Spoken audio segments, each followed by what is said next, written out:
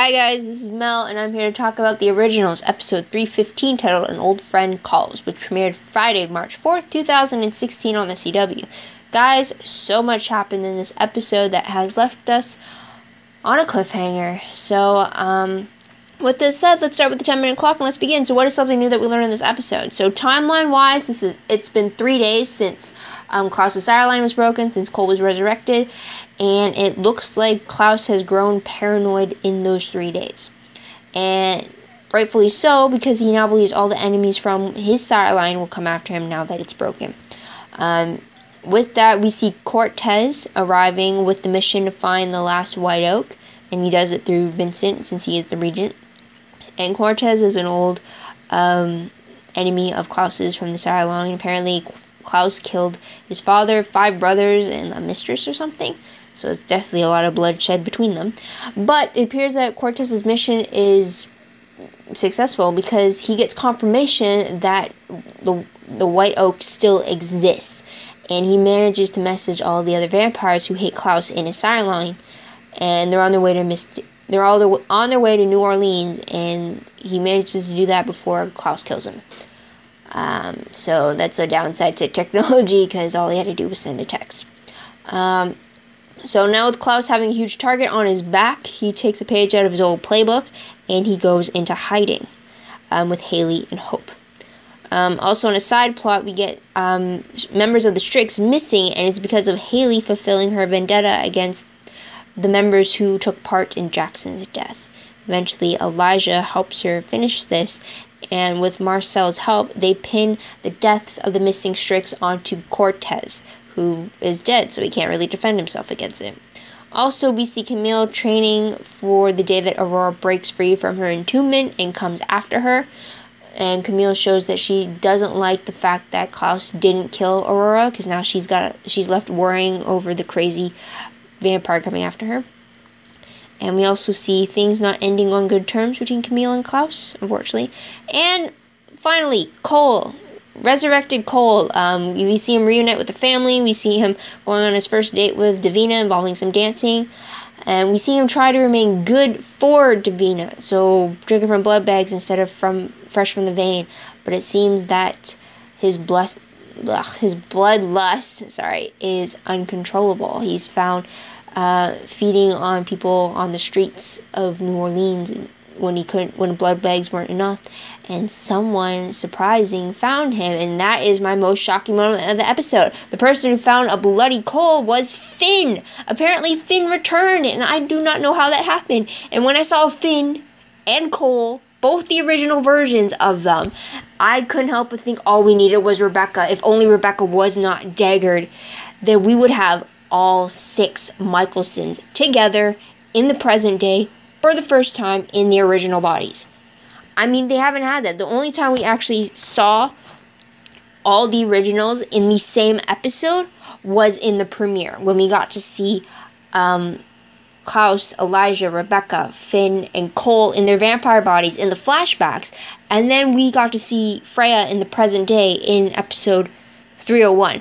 And now that Finn is back in the present day, and Cole is resurrected in the present day, and Freya is there, and Klaus, and Elijah, they're all there, except Rebecca is stuck in a coffin, daggered and cursed. And I was like, oh, so close. I really want that whole big family reunion. I just want to see what they all look like together in the modern day, and it's just, oh, so close. But yeah, Finn just surprised me. I was not expecting him to pop up at all, and I do have a question about him later on, so I will get to that. So top 3 favorite moments. First one has to be Cole Michelson. He is back. He is back in all his glory and everything. We actually got answers. So Cole was resurrected as a vampire, his original vampire self, because that is the form of his that he died in. So he died as original vampire in that body, so he is resurrected as an original vampire in that body. So it looks like he also has the 1,000 years of bloodlust issues he's always had. So that's a bit of a bummer for him. But at least he's not a newborn vampire, because that would have sucked for sure. He would have been a huge target. But he is back, and I love all the scenes he has with everyone. His reunion with Klaus and Elijah was fantastic. Hugs, awe, just, they got right back into it with each other with the whole fighting, sibling banter and all that, bringing it past, just getting back, as if no time has passed between them. And I really like that how easy they just stepped into it with each other. And then how they, Klaus and Elijah took him in, how Cole wanted to help them any way he could. And I really like that. Also, with Cole and Freya, too, they actually got to officially meet. They even brought up the time where they technically did meet in 1914, and he remembered her as the one witch that he couldn't swoon, or couldn't have swooning over him, or charming over, and he thought that she fancied the ladies, and that's why she wasn't into him. So luckily, thankfully, she knew that he was her brother. Otherwise, that would have been weird. But he did bring that time up, so at least he recognized her from then. And I really like how Cole was teaching Freya a few things about magic, which I wasn't expecting at all, since Freya was being taught under Dahlia for 1,000 years, even though I guess for 99 of the 199 years in the century she's asleep. But they explained the fact that Cole pretty much studied every form of witchcraft, so he definitely knows a thing or two more than Freya, which I really liked, and the fact that he was teaching her as well, and she was impressed that he knew this. Knew this when he himself couldn't actually practice it when he was learning to study it. So I just really like that bond between them, because I think that they can bond over their love of magic together. And then I also love Cole's attitude towards Davina. He's very smitten, he's loving, he's caring, he's considerate. He's just like, it's so different. He's so different when he's with Davina. It's great to see Nathaniel being able to pull that off when we saw it form when Daniel was being Cole.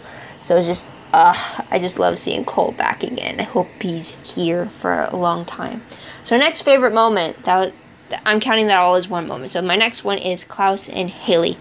The fact that they're civil, and the fact that they are going to go into hiding together with Hope. I really like that. I don't know why, but I'm more liking what that opportunity is going to give them. They're definitely going to bond more. They're definitely going to get to know their child better. They're definitely going to do right by her and maybe work better as a team, since now they only have each other to rely on, in hopes to keeping them alive and keeping Hope alive.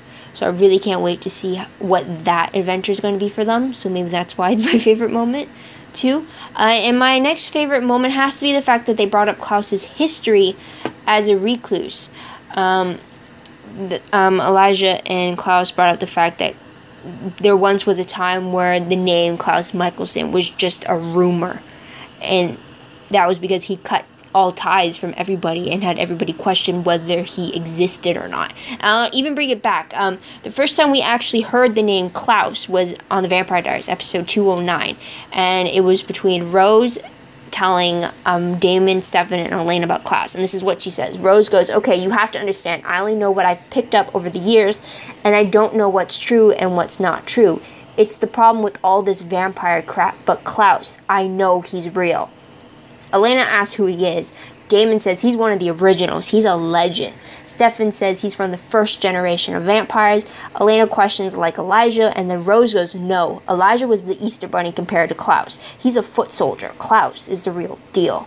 And then Stefan confirms that Klaus is known to be the oldest. So at this point in the Vampire Diaries 209, this is the first time we hear Klaus's name. And this is what they know. Rose, who was 500 years old at this time, didn't know what was true or not in the vampire world, but she knew the existence of Klaus was real, and that was it. And yet Damon and Stefan, who were only just under 200 years old, they only knew of Klaus's name being associated with the originals, and that Klaus had a legend attached to his name. And the fact that Elijah was a step down from what Klaus was as the real deal, and Klaus is known as the oldest. So much has changed since that conversation happened, but that gave the impression that no one knew how to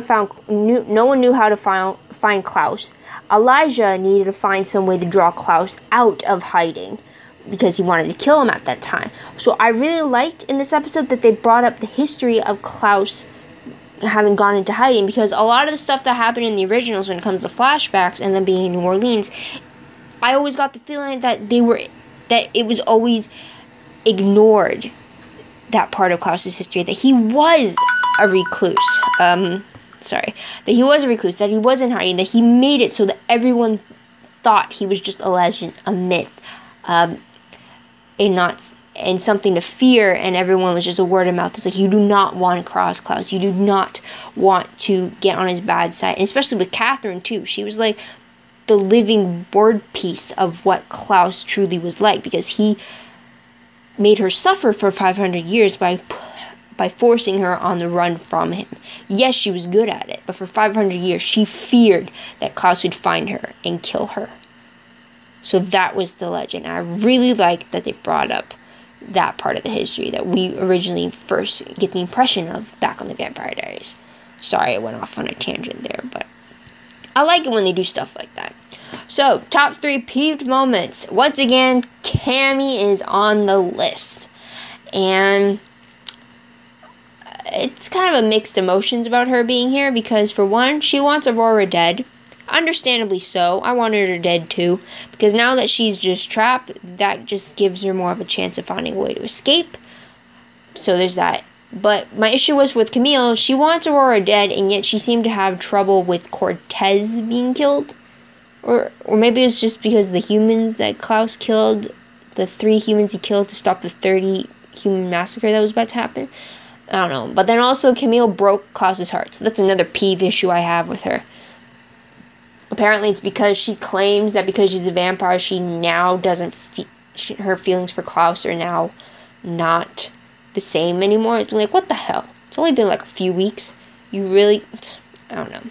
It's just, maybe it's because I'm used to the fact that, I don't know, when you're a vampire, your emotions for about anything are supposed to go stronger, right? So if she felt anything for Klaus as a human, then that should have been multiplied when she turned into a vampire. And yet it seems like they're just gone, which I don't trust at all. So I really don't like Vampire Cammy, if I haven't shown it enough. Another peeved moment was the fact that Cortez was being killed after all the hype that I heard around him. I mean, I'm fine that he's dead. I'm glad that Klaus got rid of him before he truly caused any issue, although he did with that text message he sent. But the fact that I've heard so much hype around Cortez, the fact that he could be the big bad at this last portion of the season, as if he's taken the place of Aya, Aurora, and Tristan. But no, he's dead in the first episode, and I'm okay with that, except that I don't like the fact that I've had all this hype, and then I'm let down with the fact that they killed him. Like, you know what I mean? I hope you do. But last peeve moment was the fact that we got a short reunion between the Michaelsons. And that was very brief in the moment. And then, like, Klaus is already leaving with Haley and Hope. I mean, did Cole even get to officially meet Hope? Did he get to meet his niece at all? I would have loved to see his reaction to meeting the baby. For sure. Because I don't think Cole is, like, a baby person. But I would have loved to see what his reaction would have been to her. Because in, I think it was 213. It was in episode 213 when he realized that Hope was still alive, that Klaus's daughter was still alive, and he had this awe on his face that his brother was actually still a father. So I would have really liked it if Cole actually got to meet Hope on screen, because I would have loved to see what that would have been like. And moving on, what will I remember most about this episode when I look back? Cole, he's back in all his glory, so there's that. So random questions, quickly. First one, how is Finn back? I mean, did I miss something? How was he brought back? Did he manage to weasel his way back somehow? I don't know. Or is it that only Cole could see Finn? Kind of like how Jeremy saw the dead after he was temporarily dead. Like, is Cole a medium now? A vampire medium or something? And that's why he can see Finn? Or is Finn actually flesh and blood back type? I don't know. Next question. On the Vampire Diaries, we saw the end of episode 715 this week, jumping forward 3 years. So will the same thing happen for the originals? Or will we not see that time jump to match the Vampire Diaries until after this prophecy issue has played itself out? Because if that's going to be the case, then we're definitely not going to see any crossovers between the two this season, because of the fact that they're in 2000. They're like in 2014 or something, and then now Vampire Diaries is now in 2016. So it's like it's not gonna match up. Although we still know that in the 3-year future, Klaus is still, quote-unquote, gone from New Orleans, so he could still be in hiding, since we saw that he left to go in hiding in this episode. So there's that. Next question. If there is no time jump on the originals, then does that mean the show was split between showing us what happens in New Orleans and then whatever is happening with Klaus and Haley when they're in hiding? Because I really can't see the originals continuing on with the rest half of the season without showing Klaus in any capacity whatsoever. I hope him going on the run and hiding doesn't mean that that's the last we'll see of him. I hope we still get to see him. Next question. With Cole's uncontrollable thirst, is it possible that he is the beast that it keeps getting brought up in the prophecy? I hope not, because I really don't want to see Cole die again. But maybe his uncontrollable thirst is because he was brought back with that spell, or maybe he's always had that problem with his bloodlust. I don't know, but I really hope he's not the beast, but it's kind of looking like it. Especially at the end when he was all bloody, and like staring down at his victim, and it's like, oh, Cole, what are you gotten yourself into? Next question. Were only the Michelsons made aware Klaus is planning to go into hiding? I mean, how will Camille deal with the news after essentially her last meeting with Klaus was basically her rejecting him? I hope she feels bad about it.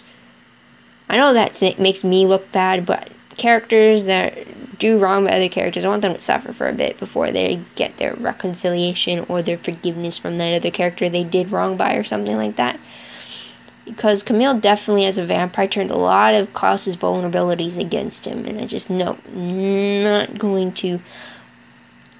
I'm not okay with that, especially when he confided into her about those vulnerabilities. Otherwise, he might as well not have trusted her. She doesn't earn that then. Last question. Sorry for the ramble, but did they manage to cloak Haley and Hope from locator spells like they managed to cloak Klaus?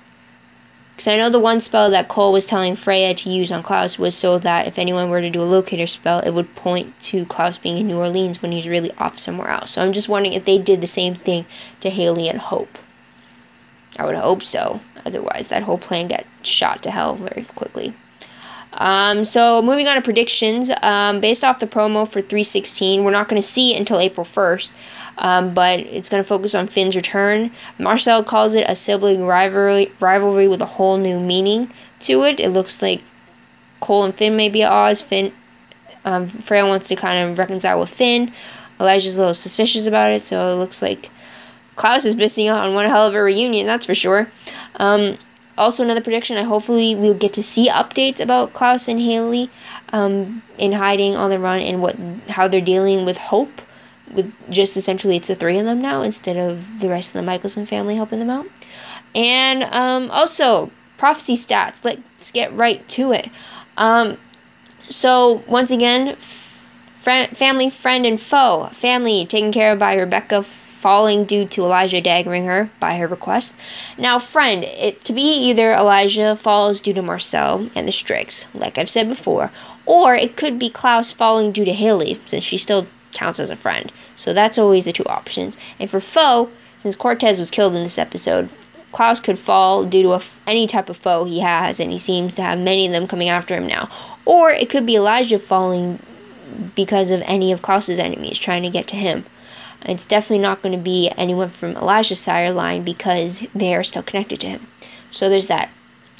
Plus, I also thought we should brush up on what the original prophecy was, and that is, and a quote from the Alexis the Witch, it is, "Drink deep, but beware, what you broke is past repair. All your oaths you betray, your sacred vows you sever, and now you see that nothing lasts for always and forever. 3 yet remain, 2 already crossed, yet in 1 year's time you'll all be lost. As your family is undone, you will see the beast that is to come." Okay, so with that said, 3 yet remain, 2 already crossed. Does that change now that Finn and Cole are back, though? Or does it still stand that the prophecy specifically deals with Klaus, Elijah, and Rebecca? And the beast, see the beast that is to come, that could be Cole seed could mean like a relative, could be hope not, or anything. But yeah, dwell on what that prophecy really means, because we got a month until we get anything new from the originals. So that's about it. So what did you guys think of the episode? What did you like? What are your own thoughts about the prophecy? Let me know in the comments below. I'd love to hear about it. Also, don't forget to like this video, subscribe to my channel, and check my other videos if you haven't done so already. Also, spread this video around. Bring the viewership up for the originals. Let's keep the conversation going, not only with me and you, but also with anyone else in the fandom. Let's think of an idea of what's to come in this last portion of the season. Also, if you want a more detailed recap of the episode, check out my live journal account. The link for that will be down below. It's more of what I picked up when I first watched the episode for the first time, as well as my in the moment thoughts, if you will. Also, check out my Tumblr page. I reblog anything that is the originals that comes across my dashboard. That's either promos, web clips, sneak peeks, quotes, dialogues, GIFs, all that. Link for that is down below, both Vampire Diaries and the originals related tags, as well as for this episode specifically. And that's about it. So thank you guys for watching. I truly appreciate it. Sorry for the delay, but I hope you check back next time, that is a month from now, to see what I have to say about the next episode. So this is Mel, wishing you all a great day, great week, great month. And until then, bye for now.